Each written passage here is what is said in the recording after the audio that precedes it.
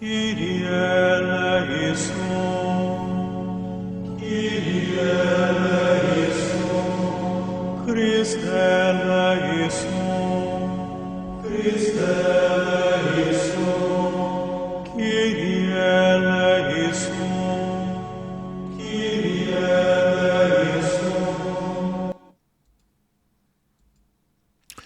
Well, good morning, everyone. It is approximately 11:05 on the East Coast in the morning, Eastern Standard Time, on the 19th of February. Can you believe it was the 19th already?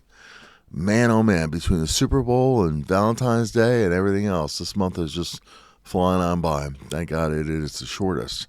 For those Christians that are looking at a calendar, Lent will be with us shortly. I believe Ash Wednesday, I believe, is the first week in March. So that'll be 6 weeks before we get to Easter, and then Pentecost, and then the whole 9 yards. And then we're going to be in the middle of summer, and man, this year is just flying on by. As my father would remind me, the older I get, the quicker time flies. Well, speaking of time, today we are going to talk about two things. And that's Social Security. And the two things are just very quickly about a personal experience I had with Social Security Administration yesterday, and then in a longer view about the current status and the future of Social Security going forward. From a personal standpoint, it's hard to believe, but I am going to be 65 in August of this year. Now, I do have somewhat of a turkey waddle. I'm not really proud of that, but unfortunately, short of getting that taken care of medically, which I don't think I really want to or really can afford at this point. So that's kind of out. I can kind of hide it in the winter with a turtleneck, but in the summer, not so much. But that's okay. The other thing is that people have told me I don't look 65, and I tell them I have two benefits for that. One is I get a chance to work inside and not in the hot sun. And when I do go outside, I do use a moisturizer and an minimum SPF 50, preferably 100, and always wear a hat. So that keeps my face relatively youngish looking. People have told me I don't look more than 55, and I'm always flattered by that. I can see how women are, but you do what you do. So what about Social Security? Well, let me talk to you about my first visit to Social Security. It had been a while. I had to get my Social Security card replaced, but that was a very quick thing. But the more important thing, what I want to do is talk about what happened to me yesterday. First of all, as a result of COVID, you cannot go into a Social Security office without an appointment. They are pretty brutish as far as that is concerned. An armed guard was at the door, and he asked me if I had an appointment, and indeed I did for yesterday's appointment. But previously, I went up there, and he said, you can't get in without an appointment. So I was like, okay, well, that's a bit discouraging, but okay, fine. But the whole point was that because of COVID, they had these protocols where I call them confessionals, and they, remember when the banks, some banks or credit unions, like for example, my credit union does not have, 4 inches of bulletproof glass behind the teller. There's, I just give her my identification. She takes it, which is great. But some banks are a little bit more fortified with that. Well, the Social Security office is extremely fortified.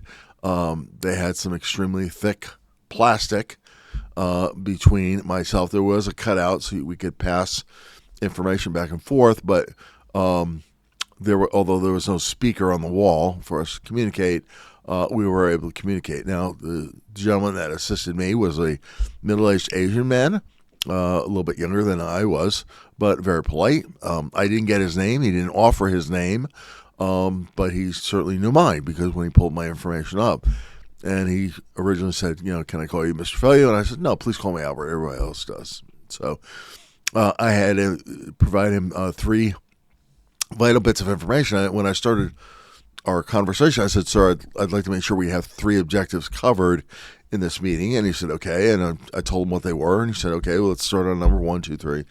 And I think the total interaction maybe took 20 minutes at best. But then he had everything that I needed. And I walked away pleased. Now, I tried to access my Social Security record online later on, but I was not able to because it was being told that the record was being modified. Well, that was based on the information that I gave him. Normally, when you go online, if you have an account with Social Security, they show your earnings by year. And in my case, my first year earnings was in 1976 when I turned 16. So from age 16 all the way through now, every year they've had a record of my earnings. Now, one year I remember they got the earnings wrong, so I presented proof of the earnings. The record was done. And that's extremely important because the entire calculation is done over your last 10 years of earnings, or they call them quarters. So you have to have 40 quarters of earnings to be able to qualify to receive your Social Security benefit. Well, as an aside, as a result of this Doge effort that Mr. Musk is pursuing on President Trump, it was found out that when they went into Social Security records, it comes to find out that there were 10,000 people that had the exact same Social Security number. Well, why is this a problem? Well, for a number of different things. Because in order to get a job in the United States, you have to go and show that you have a valid Social Security number. Well, evidently, Social Security was unable to distinguish the fact that if I had a number, was for purposes of illustration, 1, 2, 3, 4, 5, 6, 7, 8, 9. Okay, that's 9 numbers, right? Right. Yeah, you got 3, you got 2, then you got 4. Well, evidently, 9,999 other people had the exact same number. So when we go in to apply for Social Security benefits, the earnings of all of these people are all mixed in, and you cannot successfully differentiate that. Well, that's somewhat disconcerting because Social Security is at least believed to be one of the most efficient government operations we have out there. It is certainly one of the oldest. It was started in 1933 under Franklin Delano Roosevelt, and it has moved through, and it's been expanded. The benefits have been expanded, as well as the number of people that access Social Security. It's estimated that up to 80 million Americans, with myself somewhere in the future, will be added to their number. Now, obviously, people will die between that, and we don't mean that in a pejorative sense, but I mean, there are some people that are alive right now that are not going to be alive 2 years from now. So they will fall off. And then whatever earnings they had in that were assigned to them will then be released back to the Treasury to serve as the trust. Because the unique thing about Social Security, now, this is one of their logos I picked up. I almost found it somewhat amusing, right? Okay, so Social Security Administration in securing today and tomorrow. Well, I don't know about the securing part, because the fact of the matter is that when Social Security was initially challenged in the court, the government had to admit that it wasn't a trust, it was a tax. It was a tax that was imposed on all working Americans. And I'll go through both the tax rate and the amount of money that it was originally taxed on. But the whole purpose is that, like in my case, if I had, let's say, $1 million in earnings over my career that were eligible under Social Security, well, the payout for that, even at, let's say, the maximum is, I believe, $5,000 a month. So if I had $1 million in earnings divided by 5,000, that would be 200 months divided by 12, or roughly 16 years. Well, if a person, let's say, who gets full benefits goes and starts receiving their benefits at 67, so plus 67, okay, that person would have to live for 83.66 years to fully withdraw. So basically, at that point, then the government now has got to pay its benefits from other people, whereas before this was part of, you've heard the expression, the trust. I hate this, trust. Okay, well, it doesn't. The trust is not what it is. It's not a lockbox, which Al Gore said that he would do for, put it in a lockbox. It's not. It's just a line item in the Treasury that basically says, and has a number of IOUs on there. And because government has got the infinite capacity to tax, which it does, that money that you and I earned and contributed to, let's say 20 years ago, isn't existent. That money's been gone. It's been spent. Either it's been spent going and paying benefits to someone at that point, or it's gone to other government programs, and those other government programs have written an IOU. Well, it's all the same government. At the end of the day, it's all the same government, right? So that proverbial saying, we're robbing Peter to pay Paul. So I look at this little banner and think, I don't know. And I'm going to give you some further reasons why that's not going to be the case moving forward. So, again, going forward is this. Let's take a look at the U.S. budget as it exists today. This was as of 2003, so we are still in the ravages of COVID. Now, if you look on the left side, this is where the money is coming to the government from. Okay, so over here we have $2.1 billion. Well, actually, because it's 1,000, it's really $1 trillion. They just call it billions to equalize it. It's actually, so $2.176 trillion comes in from individual income taxes. That's what you and I pay every April 14th to be a member of the club, right? Then you have Social Security and retirement, which is those taxes that are taken out of our paycheck specifically to support Social Security and Medicare, right? And we'll get into that a little bit later. Then you have, now this is where we find extremely interesting, where corporate income taxes are only $420 billion. Well, okay, we'll just move on. Customs duties, $80 billion. Excise taxes, $76 billion. Now, this is where Mr. Trump wants to go and start utilizing. He's going to open that office of external. We have internal revenue services. Now we're going to have the external revenue services. Well, that is basically what he's trying to do, is he's going to try to beef up on this side so that Americans will pay less and less. The problem is, and then let me go through the left side. Okay, so then you have miscellaneous at $39 billion, and then you have estate and gift taxes at $34 billion. The challenge is that if you look at the total receipts, you have only $4.4 trillion. Now, that number has been relatively flat through the years. So, I mean, currently as Americans, in what we are paying right now in terms of total receipts, that's relatively flat. Well, the problem is that we have outlays of $6.1 trillion. So, in order to make those, we have to borrow. Now, okay, so there's always a big discussion. What is the difference between a deficit and the national debt? Okay, let me answer that question as an MBA student. I majored in finance. It's a relatively easy question to answer, but you have to understand. Okay, think of your paycheck in terms of what you earn in any, let's say, a year. Okay, so let's say you earn $100,000 a year gross. That is what you make per your job. Okay, the challenge is that in this case, let's say you have your total expenses are $140,000 a year. You got kids in college. You got a wife that likes to be well maintained. Nothing against well maintained women, but everything comes at a price.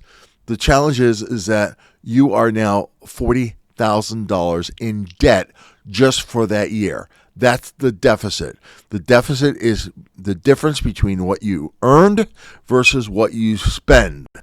Now, the challenge is that $40,000, if you were to take that and then throw that on top of your total debt structure, that is your personal debt. For the country, we would call that the national debt. So, for example, let's say the national debt was $34 trillion during this year. However, we had to borrow almost borrow $1.7 trillion. You take that $1.7 trillion on top of the 34, now you are at $35.7 trillion. That is the total debt that we have declared. That doesn't include what they call interagency debt, etc. That's what we publish in terms of what the United States owes. Now, the challenge with that debt is that, do we have assets that could cover that debt? Well, we certainly could, but we don't. We don't nationalize, for example, the oil industry. We don't nationalize the gold mining industry. We are certainly blessed with natural resources, but the extraction of those resources are typically left not at the government level. The government doesn't go, for example, dig up its own gold, smelt it, and then sell it to place money against the national debt. No, we borrow it, but we don't pay it back as quickly. But you can see, now let's go on the right side of the ledger, as it were. Okay, so the number one item, as you can see, is Social Security. Then we have health, which is other healthcare benefits that we provide, Medicaid we provide that as a federal-state partnership to provide healthcare for the poor. But then we have over here Medicare, which is specifically for seniors, which I will be joining in August. I will be eligible to apply for Medicare insurance because typically private insurers do not insure people over 65. The government assumed that responsibility when LBJ created Medicare, and the private industry said, fine, we make our money off of healthy people, not sick people. We'll give the sick people to the government. God is my witness. That's how they go. We'll talk about it later. Okay, then you go and talk about national defense at $821 billion, and then the net interest. Now, remember, the net interest is what we are paying on that $36 trillion in debt. Should we miss a single interest payment, the entire debt of the United States would go into default. Okay? The dollar would fail both as a national currency and as an international currency of reserve, or a reserve currency. For example, before the introduction of BRICS as an alternate currency, if you were to buy oil anywhere in the world, anywhere, you have to pay for that shipment in U.S. dollars, which means you have to get your own currency converted into U.S. dollars, and at that point, that's what you use to buy your oil with, okay?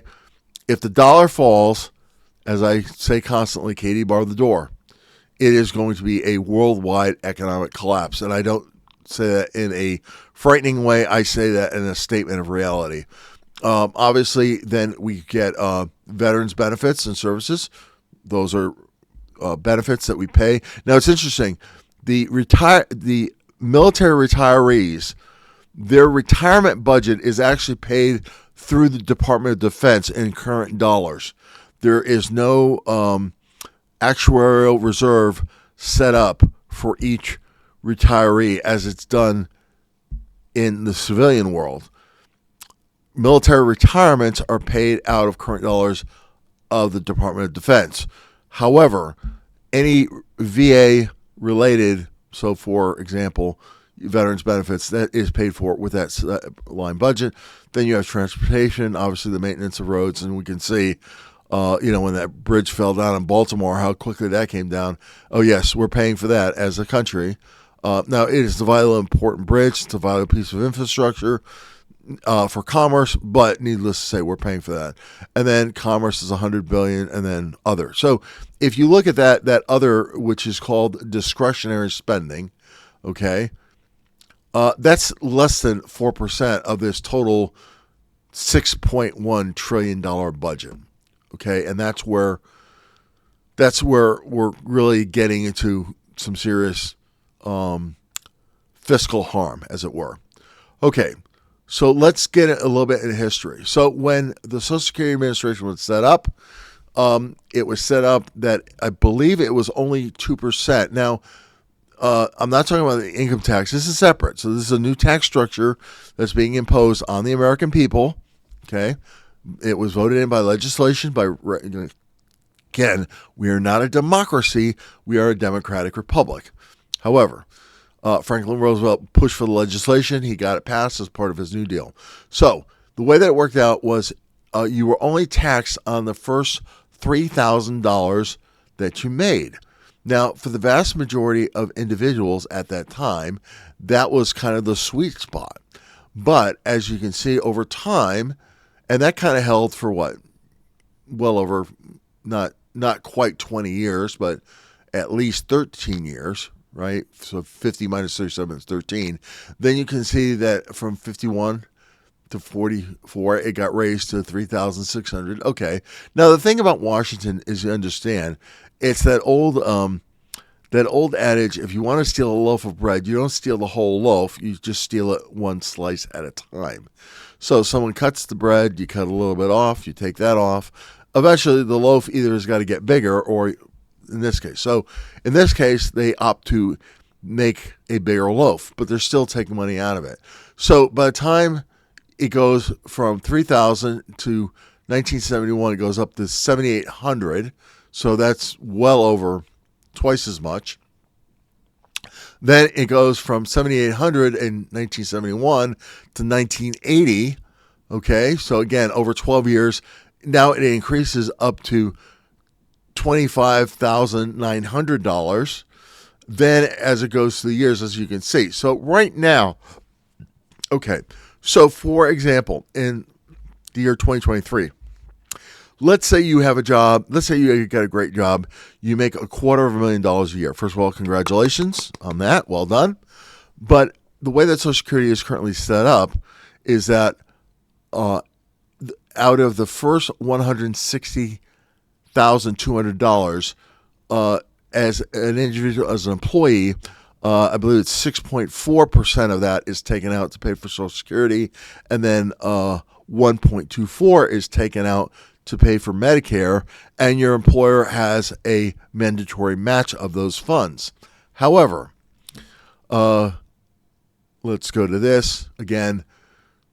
So over here, again, you pay 6.2, your employer matches 1.45, so there's the match. However, let's say you own your own business. Let's say you've been diligent enough, you've got a thriving business. You may have, let's say, 10 employees that work for you, but obviously as the owner, you pay yourself well. Your business is quite prosperous. You can afford to pay yourself well. Again, congratulations. Well, here's the whammy. In this case, just to support Social Security, you have to remember $160,000 for that year, roughly. So at $160,000, you are paying a grand total of, I'll figure it out for you because I want to be accurate. Okay, you're paying Social Security for yourself based on your salary. You're paying almost $20,000. Okay, $20,000, $19,840. For Medicare, you are paying again. Now, here's the thing. Medicare, they just revised it so that there is no income limit on Medicare. So, same thing, you pay yourself $250,000 a year, right, times 0.029. You are now paying $7,250. That is, quote unquote, your premium payment for Medicare. And I believe it was Bernie Sanders that got that legislation pushed through, because obviously as millionaires and billionaires ain't paying for it. So, for example, if let's say you made $1 billion, you're going to pay that 2.9%. Now, that's assuming you made it all in salary, okay? I do not believe that gets tacked on. It's earned income by salary. It's not by dividend payments, etc. Now, trust me, if the Democrats could go and push that through, because they're going to say, well, it would make, Social Security, solvable for the next 75 years. Well, let's face it, there's never been a tax Democrats didn't like. So let's go on to this historical side over here, where you can see, again, this is kind of a more simpler way of putting that. But, again, if you're for Medicare, you're going to be paying that, and then you'll pay an additional 0.9% if you're over 200,000. If you're by yourself, married, filing jointly, 125, and then 250. So you make a healthy salary, you're going to pay a healthy amount to Medicare. That's just the way they have construed the program. So having said that, let's talk about the rates. So again, this is kind of a good way of looking at it.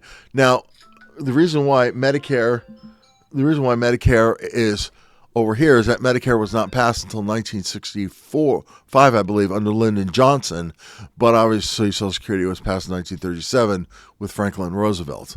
And Johnson really had, a hankering, as it were, to become, a president as big as Roosevelt. And theoretically, if Vietnam had not happened or could have been resolved differently, LBJ could have, in fact, been that president. But he would have done it at the expense of the American people in terms of just, it's great to add programs, but at the end of the day, somebody's got to pay for these programs. And LBJ never thought about who's going to pay for it, just get it done. So let's look at another thing that's happening with Social Security that I find interesting, is that there are 12 states that do tax Social Security benefits. Now, my home state of Connecticut does, but New York City or New York State does not. Rhode Island does. Vermont does. Bernie, well, I'm just saying. So over here, it looks like Missouri is going to stop, and then Nebraska is also going to stop. But for the most part, there are still states out there that will tax Social Security. And, those are things as we go into, if we get into empty nest syndrome, your kids are finally grown, they're out of the house, it's back to you and your bride, or you and your husband, or significant other, whatever. But the whole point is that, clearly you're at that stage, you don't need the big house anymore, you can downsize into something smaller. But clearly from a financial planning standpoint, and if Social Security is going to be a part of your plan, and should, because you paid into it, you got to understand. Now, currently, the president wants to eliminate taxing Social Security at all at the federal level, which would then render the state motions effectively moot because of the supremacy clause in the Constitution. Now, whether or not he'll be able to get that passed, even with the Republican House and Senate, leaves a little to be desired, because at some point you got to replace that income. You don't want to keep borrowing. Currently, the United States is borrowing $1 trillion every 90 days, or every 100 days, from what I've been told. Clearly, that's not sustainable. So that's the reason why, they're so big on Doge, trying to find the money to cancel. So number one, they can start repaying on the national debt, number one, and number two, finding an alternate way to fund these programs going forward. Okay, so you've heard about John, new government estimates this afternoon show the Social Security trust funds that support retiree and disability benefits are set to be depleted by 2035. Now, that is 1 year later than forecast last year, and at that time, the fund would only be able to pay out about 83% of benefits. On the Medicare side, there's a slightly better outlook. The Hospital Insurance Trust Fund that covers hospital stays will be able to pay 100% of benefits until 2036. That's 5 years longer than previous estimates. Now, the Treasury Department says that these upward adjustments are mostly due to a stronger than expected economy as compared to last year's forecast. More Americans are working and they're earning more money, and they're therefore contributing more money through their taxes to these programs. Treasury is also assuming a lower long-term disability rate in these programs, so both increased revenue and reduced costs here are helping extend these timelines. Despite the improvement from last year, though, it's still clear that these programs will have to start paying less than full benefits out to about 70 million recipients in just over a decade, unless Congress makes some sort of a change before then. Okay, so I got a little bit ahead of myself, but that was a television report. I want to clarify what she means by depletion. Okay, so as Social Security has written out, and again, with the effect of the baby boomers, and I'm going to talk about the the boomers, because I am one. I'm on the tail end of the boomers, but the whole point is that you have a bulge of people identified as boomers that went through the economy like everyone else. They were born, they were educated, some went to college, some went to work right away. Eventually they did go, they worked. They, if you have let's say a 40-year career, that's 160 quarters, because in Social Security you have to work a minimum of 40 quarters or 10 years to qualify for benefits. So throughout that whole 40 years, people have been paying into Social Security. There is a defined calculation to being able to do that to determine what your final payout will be.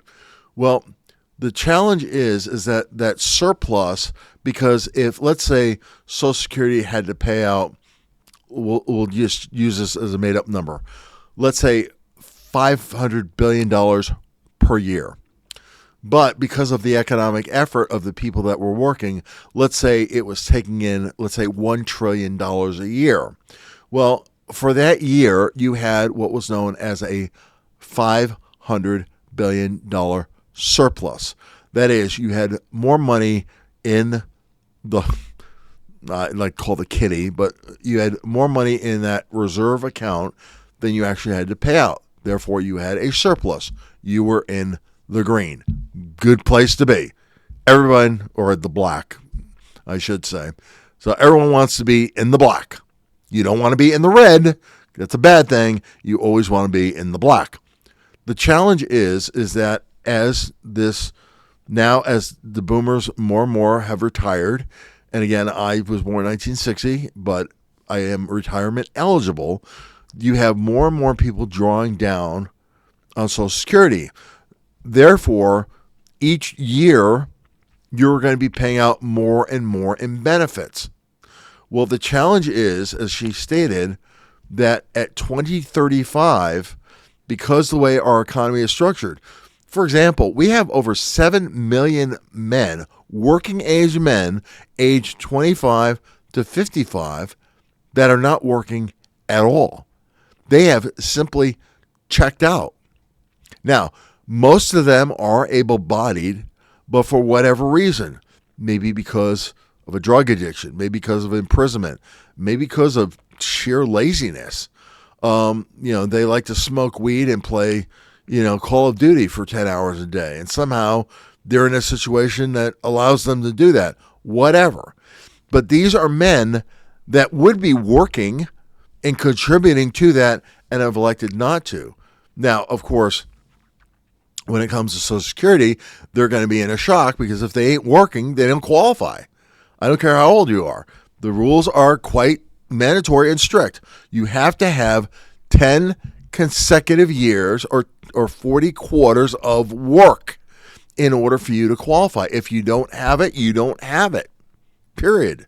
So the fact of the matter is that you have an entire segment of working age men that have clearly checked out. Well, what's making up the deficit? Well, you have more women coming into the workforce, and they're working and they're paying into the system.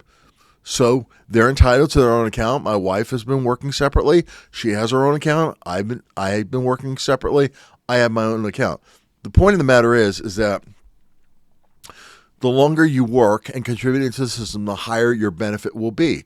Now, it'll be nice, but it won't be killer. You cannot live on Social Security by yourself. You should have, ideally, you would have your Social Security, you would have a pension for those companies that still offer pension, which is few and far between, and then you have to have your own savings, 401k, inheritance, whatever, in order to have a comfortable retirement coming over. Because as you get older, one of the things that's going to increase significantly is your healthcare expenses. Older people get sicker. Now, let me go and qualify something because it's extremely important for our conversation going forward. That is 2 words: morbidity versus mortality. Morbidity is the rate of sickness that you have as a population. So, for example, it is said that women get sicker more than men do. It's true. Women do get sick. Pregnancy, female health issues, and now we're seeing an increase in things like, cancer and even heart attacks that was unheard of for women. Women, if they haven't approached, they're damn near close to the same rate of having heart attacks as to men. That's morbidity. Mortality is a straight up event. One moment you're living, the next moment you're dead. So, for example, there's a kind of heart attack. It's called the widowmaker. It strikes almost instantaneously, and you have very little chance of recovering from that. Both my mother and my grandmother died of what was later identified as a widowmaker heart attack. They never saw it coming. It hit. Then by the time they fell down and hit the floor, they were dead. I mean, that's the way it is. So the challenge is that women get sicker more than men do, but they tend to live longer than men. Men, by virtue of their nature, their jobs, etc., we work very, very hard, but we also die very quickly. Cancer, heart attack, etc. That's why currently right now I believe that the average lifespan for a female is roughly, I believe, 84 years, and for the males it's actually gone down. It used to be 80 years old. That's how old my father was when he died. Now I think it's down to 78 and some change, I think. But obviously, as you get older, you have more time to go to the doctor. And trust me, the more time you go to the doctor, they find something wrong. And then next thing you know, you're on an annuity to Big Pharma. You're just taking pills for everything. High blood pressure, diabetes, your eyesight gets weaker. You get cataracts, hearing aids. I mean, your body, it will get to a point where it will start to disintegrate. I mean, with all due respect to President Carter, there was a picture where President Biden was visiting him and Lillian, I believe. Is it Lillian, his wife's name? I forget her name. But the former first lady in planes. I mean, Jimmy looked like a cadaver. I mean, his neck was all stretched. His face was very gaunt. I mean, it was almost a little bit terrifying. His wife was not that much better. She was 98, I believe, when she died, and he died at the tender age of 100 because they got very young. They got married as soon as Jimmy graduated from the Naval Academy. But the whole point was they had very long and full lives. God bless them. But, you get to a certain age and your body is going to start to wear down. And that's, a part of life here in these United States. All right. So moving forward, I want to introduce you to two people. And I'm going to put them up. But first, I want to explain something. During the election in 2012, it was put out there originally by the Texas governor. God, I forget his name. That's another thing. I should remember all these names in advance. But you'll see in the videotape. But he had put out the suggestion, and he wasn't the only one, that Social Security was a Ponzi scheme. And to some extent, he was correct, because the basis, and they certainly did not envision this when they started the program, they always envisioned that as America would just keep growing and growing and growing as a nation. Well, with the introduction of birth control in 1960, that kind of changed the equation. Because, first of all, women were not staying at home just to have kids. Women were pursuing their own careers, and as a part of being able to regulate their reproductive cycle, and having some level of control that they never had at any point in history. So what happened is that if we were to look at this, let's say in 1937, instead of being the promoter, let's say you're the recipient. So you're the person, and originally the first people, when Social Security first went into effect, the first people that received it, I think it was a 65-year-old woman, because at that point, I think the average age of life for women at that time was like 67. She was 65. And she received a glorious check of, I think it was like $20 a month or something like that.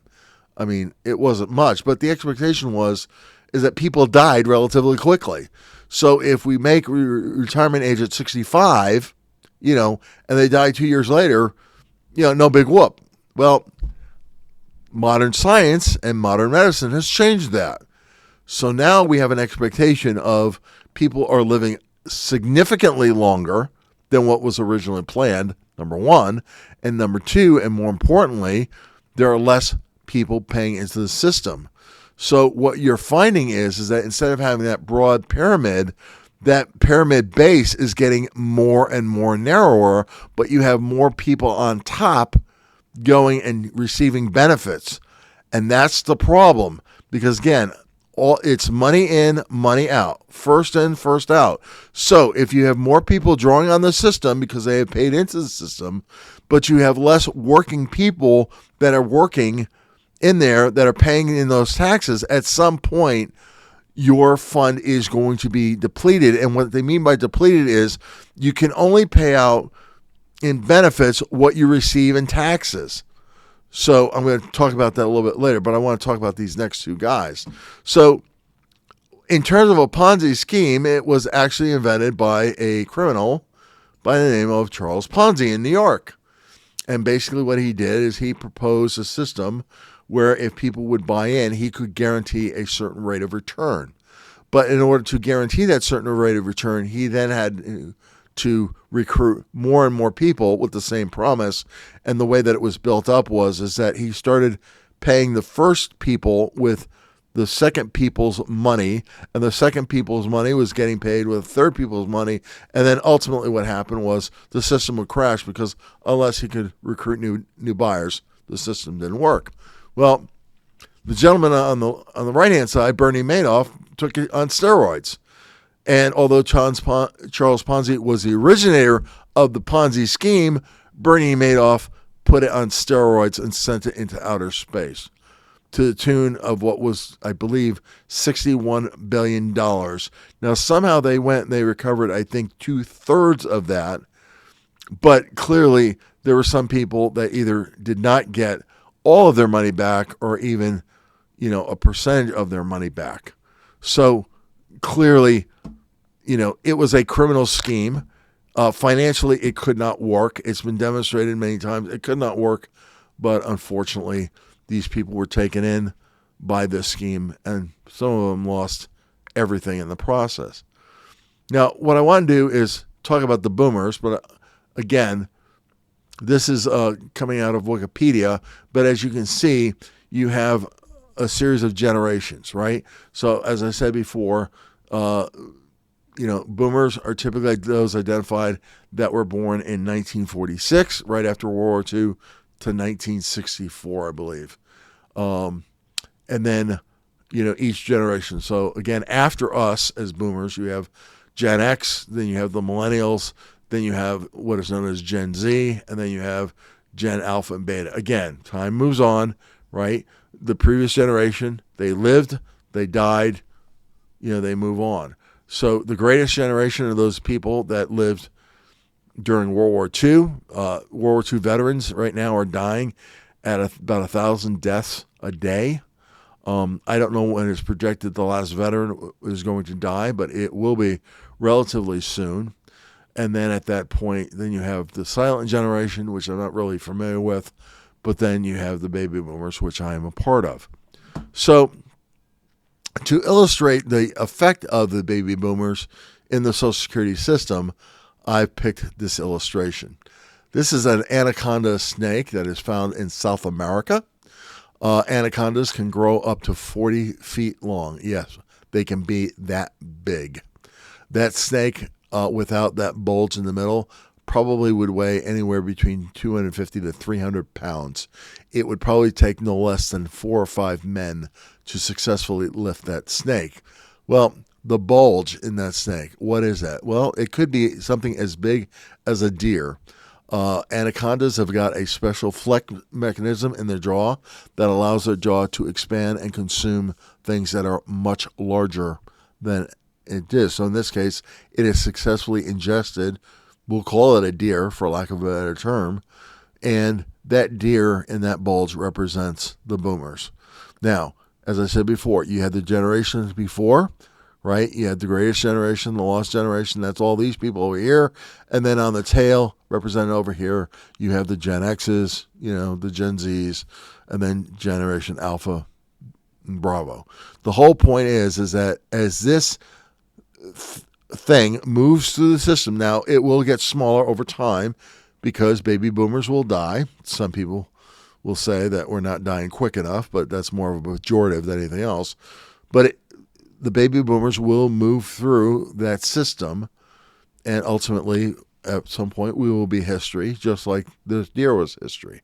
But the whole point is that it's got to move through the system, and that's because of it moving through that system. So getting back to Mr. Ponzi over here.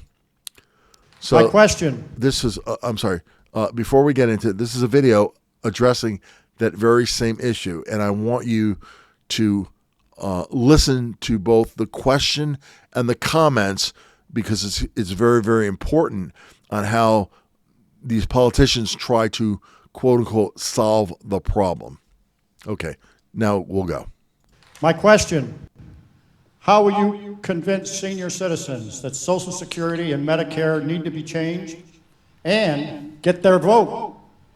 Good question. Let me begin with Michelle Bachmann, Congresswoman. How do you do that? How do you go ahead and change, reform Social Security, Medicare, while at the same time getting votes? Well, one thing that we need to let senior citizens know is for those who are currently on the Social Security system, the United States government made a promise to senior citizens, and we have to keep that promise to them.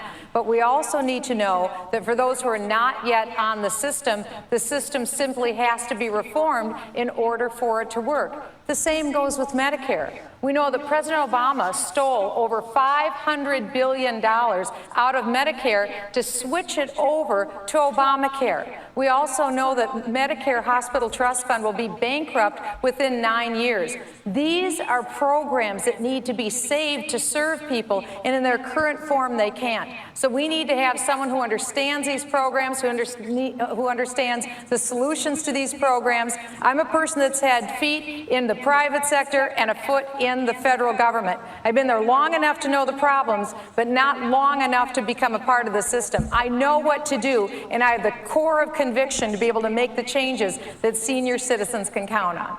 Governor Perry, speaking of Social Security, you've said in the past it's a Ponzi scheme, an absolute failure, unconstitutional. But today you wrote an article in USA Today saying it must be saved and reformed. Very different tone. Why?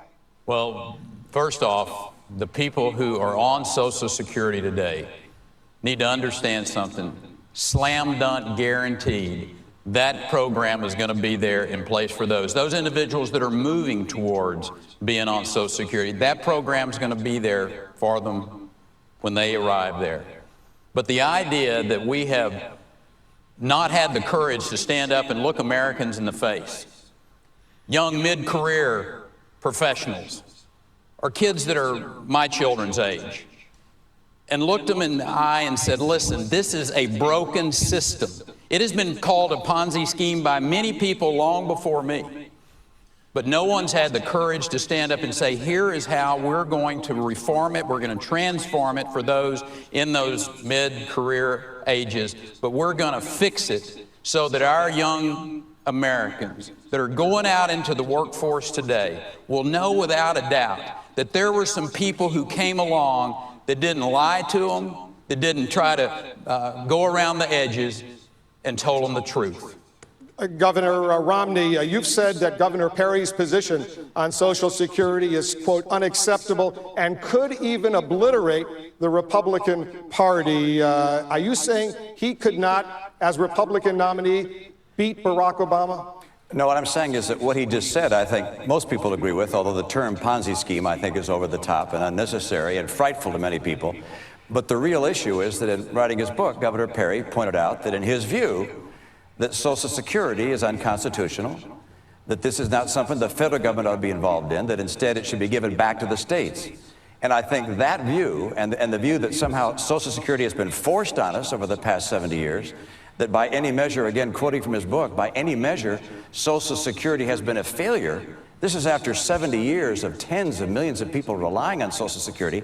That's a very different matter. So the financing of Social Security, we've all talked about at great length. In the last campaign, 4 years around, John McCain said it was bankrupt. I put in my book a series of proposals as to how to get it on sound financial footing so that our kids can count on it, not just our current seniors. But the real question is, does Governor Perry continue to believe that Social Security should not be a federal program, that it's unconstitutional, and it should be returned to the states, or is he going to retreat from that view? Let's let Governor Perry respond. You have 30 seconds. If what you're trying to say is that back in the 30s and the 40s that the federal government made all the right decisions, I disagree with you. And it's time for us to get back to the Constitution and a program that's been there 70 or 80 years. Obviously, we're not going to take that program away. But for people to stand up and support what they did in the 30s or what they're doing in the 2010s is not appropriate for America. But the question is, do you still believe that Social Security should be ended as a federal program, as you did 6 months ago when your book came out, and returned to the states? Or do you want to retreat from that? I think we ought to have a conversation. We're having that right now, Governor. Yes, sir. We're running for president. I'll finish this conversation. But the issue is, are there ways to move the states into Social Security for state employees or for retirees? We did in the state of Texas back in the 1980s. I think those types of thoughtful conversations with America, rather than trying to scare seniors like you're doing and other people, it's time to have a legitimate conversation in this country about how to fix that program where it's not bankrupt and our children actually know that there's going to be a retirement program there for them. Governor, the term Ponzi scheme is what scared seniors, number one. And number two, suggesting that Social Security should no longer be a federal program and return to the states and unconstitutional is likewise frightening. Look, there are a lot of very bright people who agree with you. And that's your view. I happen to have a different one. I think that Social Security is an essential program, that we should change the way we're funding it to make sure. Criminal. You said if people did it in the private sector, it would be called criminal. That's in your book. Yeah, what I said was.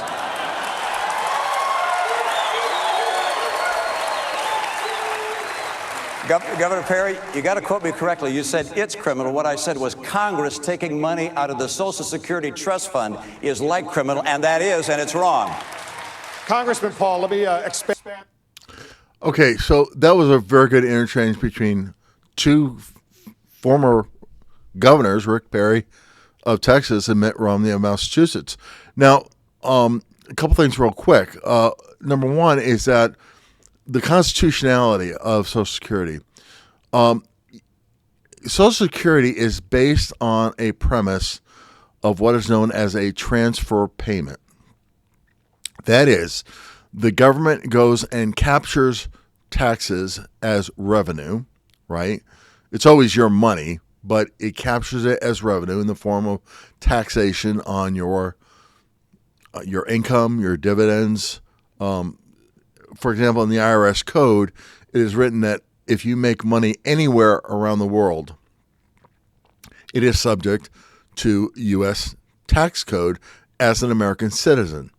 So you go and you do a movie, let's say in Europe, they pay you $10 million for that. That $10 million, even though it was earned in, let's say, Italy, let's say you're making a rom-com in Italy, that money was physically earned in Italy. However, it is taxed in the American jurisdiction. Now, there is a thing called the reciprocal taxes, where if the Italian government, let's say, taxed you on that money because it was earned in Italy, the amount of money that you paid in Italian taxes can then be used as a credit against your American tax bill.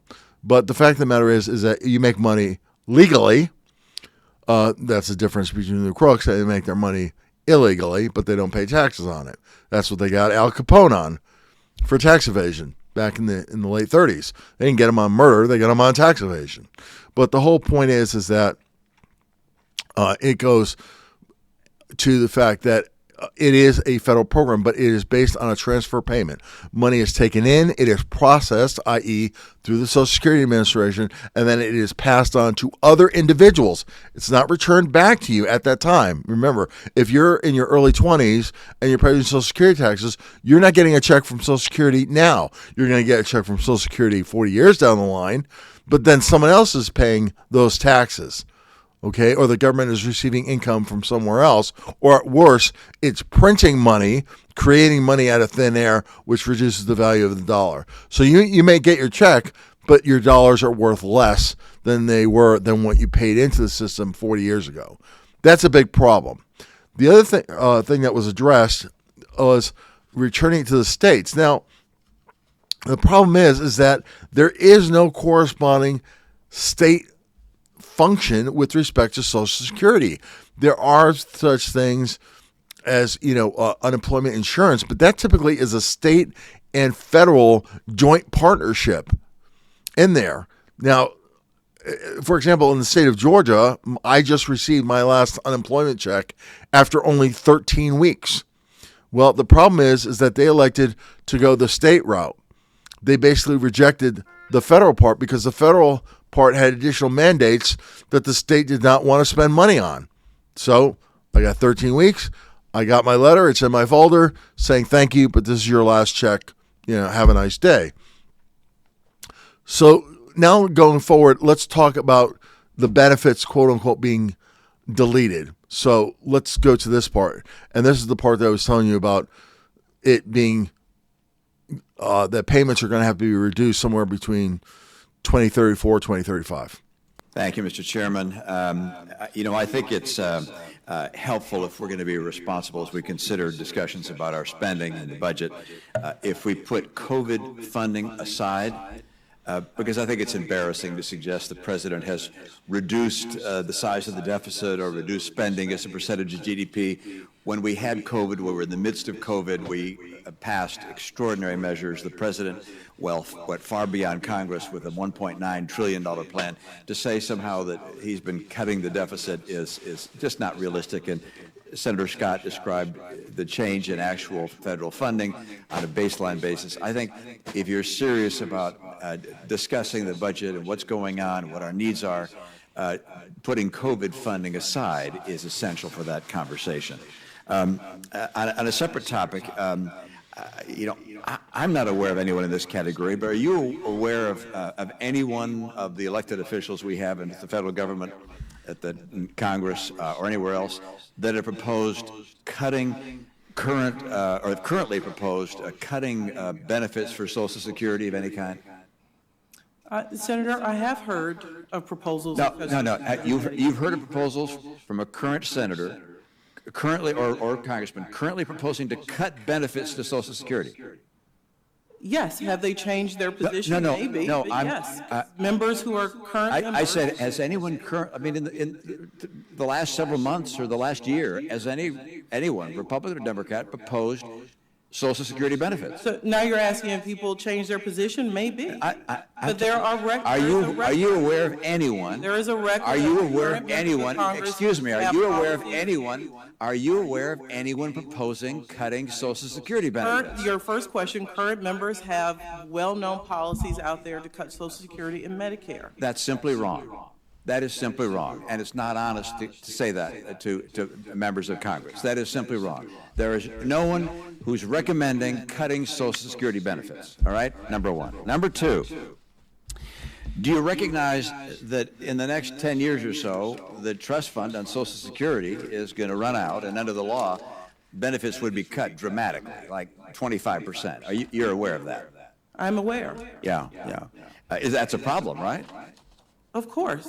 Well, why is it then that in the President's budget there's no effort to address that whatsoever? And while we clearly disagree on this, there are some who have policies on websites. I'm happy to print them and send them to the committee. Whether they have changed their position is another thing. who want to cut have policies. I'm sorry, that was not the question. The question was. So this president. I'm sorry, you got to answer the questions. So It's this supposed to change the president topic. has put forth I asked the a budget question: on why Social does the Security that why would does the protect president's Social Security budget from not being cut? lay out how you would This protect Social president Security? believes the existential threat to Social Security are those who want to cut it. His budget says no. There's nobody in this committee that wants to cut it. I know of no Republican or Democrat in the House or the Senate who is proposing cutting Social Security benefits, and it's dishonest to keep saying it. It's offensive and dishonest and not realistic. We have a problem in Social Security. We need to address it. You agree we have a problem in Social Security.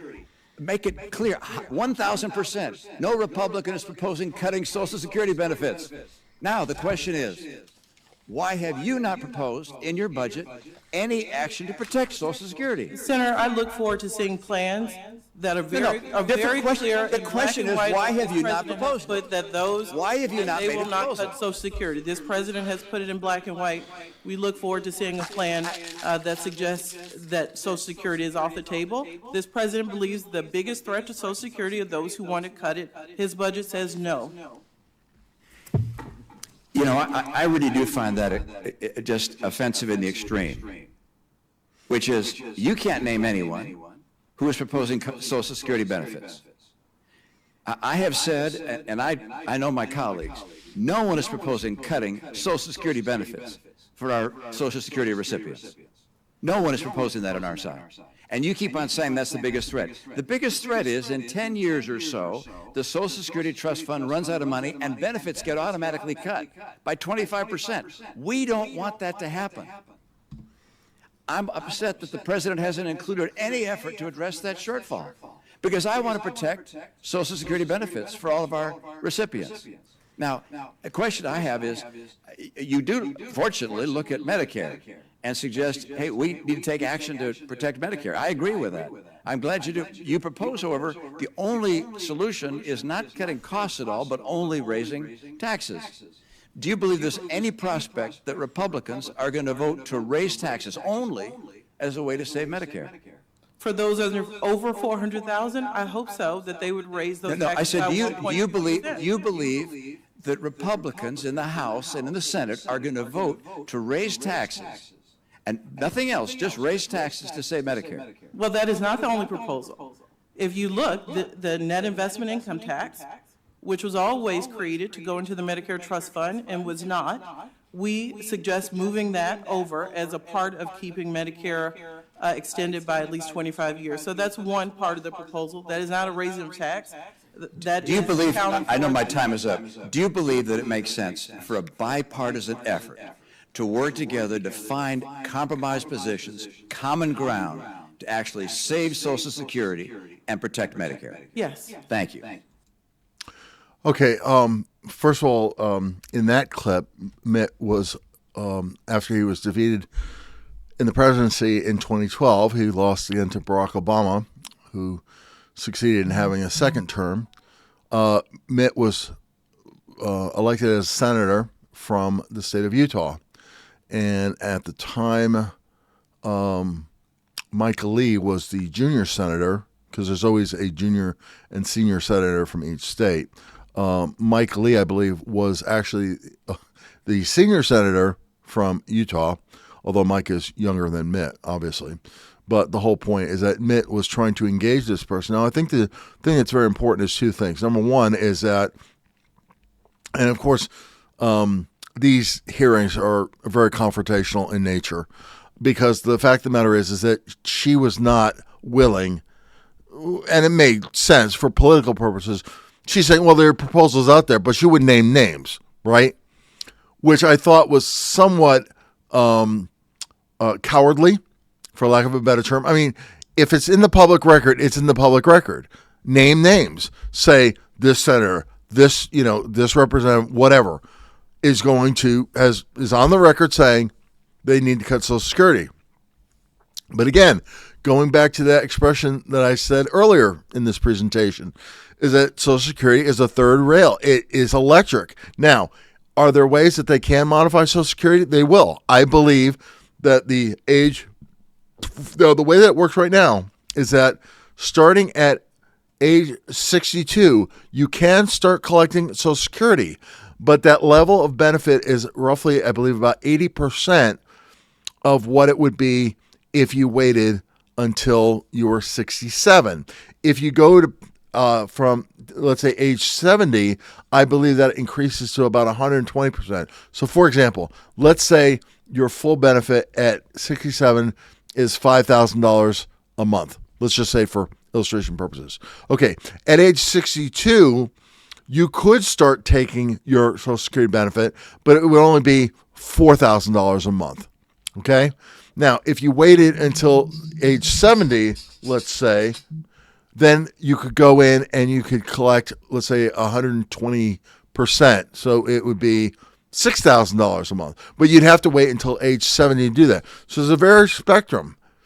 But the whole point is that clearly what Social Security is saying, the later you wait, the more we'll pay you. Okay? What your body is telling you, the longer you wait, the better chance you have that you're going to die. So the whole point is then they have got this benefit, but the money is still going out the door. I mean, the money comes in and the money goes out the door. So for the rest of the presentation, I want to talk about family size and why this is so important. Okay? So there's this thing called replacement rate. For a population to replace itself, it needs to produce 2.1 children per woman of childbearing age. Now, we also understand that not all women are going to have children. But I'm going to show you that there is a vast difference in the fertility rate and the replacement rate by different countries.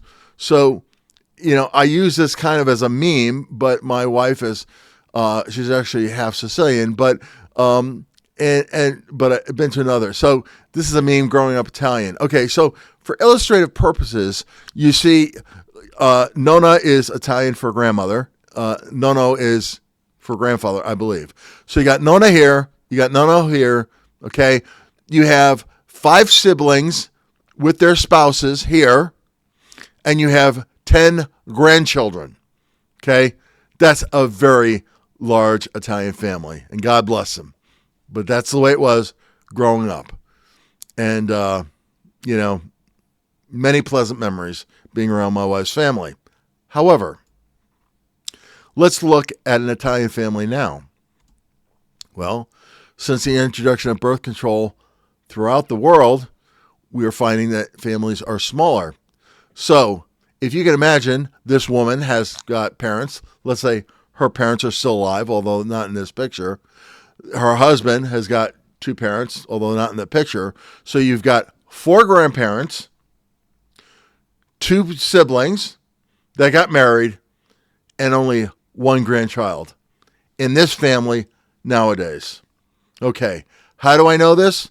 I can prove it. Because if you look at the replacement rate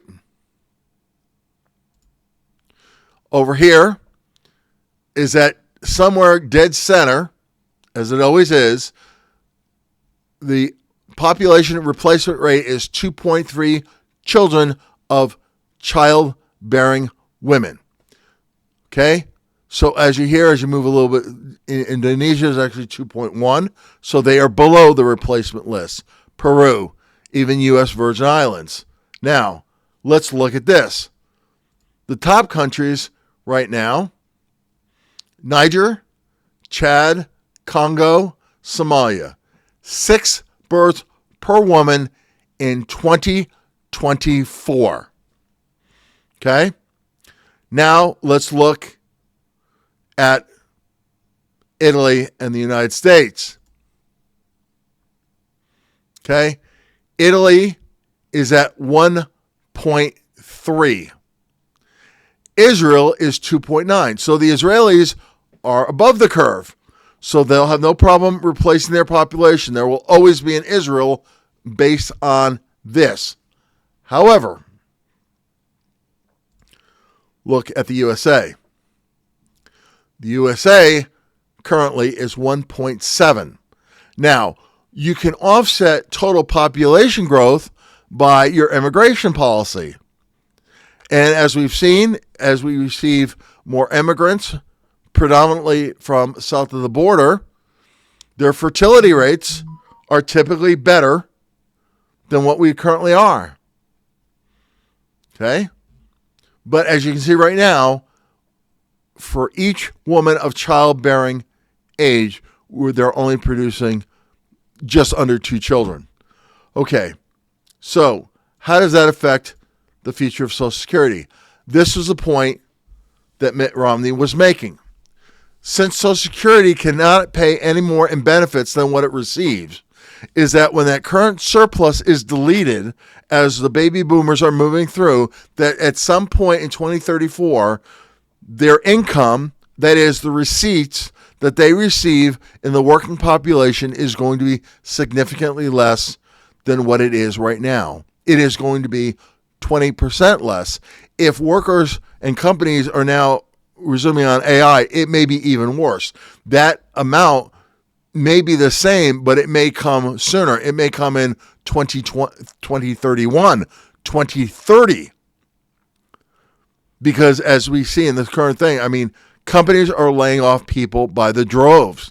Well, again, this impacts not only the revenue of the United States government as a whole, but also for Social Security. Because remember, Social Security and Medicare are separate taxes than income taxes.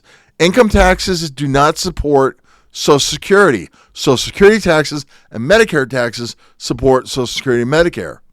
So the fact of the matter is that if we have even less workers than what's projected now, we are going to see a reduced benefit come not in 2034, but actually somewhat sooner.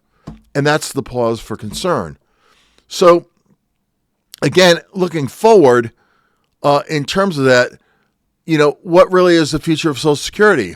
Well, you have to evaluate it. I mean, will it be there I have a daughter who's 35.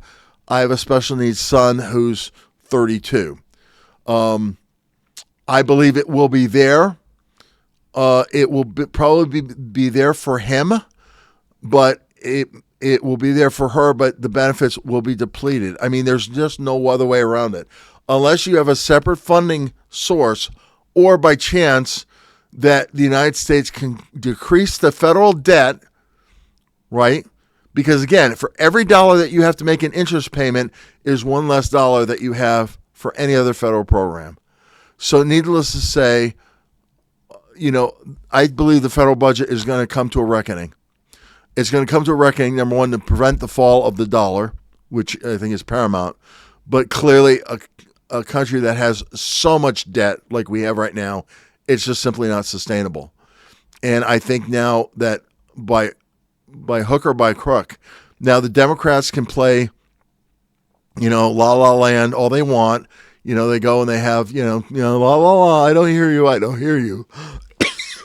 Excuse me. They can try to play politics all that they can, but the numbers don't lie. I mean, the numbers simply don't lie. And the fact of the matter is that we've got to do something as a nation. We clearly just cannot stay the way we are right now. So having said all that, that wraps up my presentation on Social Security. I hope you liked it. Again, as I always have in my crawler, but most importantly, like the video, please subscribe to the channel, but most importantly, leave me your comments. I love responding to your comments. I like to think that I'm on the mark, but if you're telling me I'm missing the mark, please respond back. Tell me I'm missing the mark. But more importantly, tell me where I'm missing the mark so that I can get better in the future. I'm going to do something different for my outro music.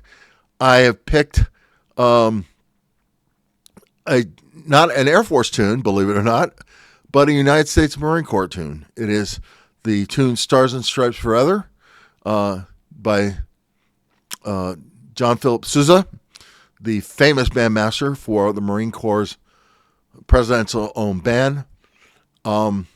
Again, I am getting to the twilight of my life. And I would like to think that after I am gone, that my great nation is still a great nation, number one. But more importantly, as we approach the 250th anniversary of our nation. I remember our country's bicentennial. I was 16 years old, and it's hard to believe I'm going to see the 250th anniversary of our nation. But today we are exiting with a bit of patriotic music, which I love, and it is Stars and Stripes Forever. Goodbye, folks. We'll see you next time.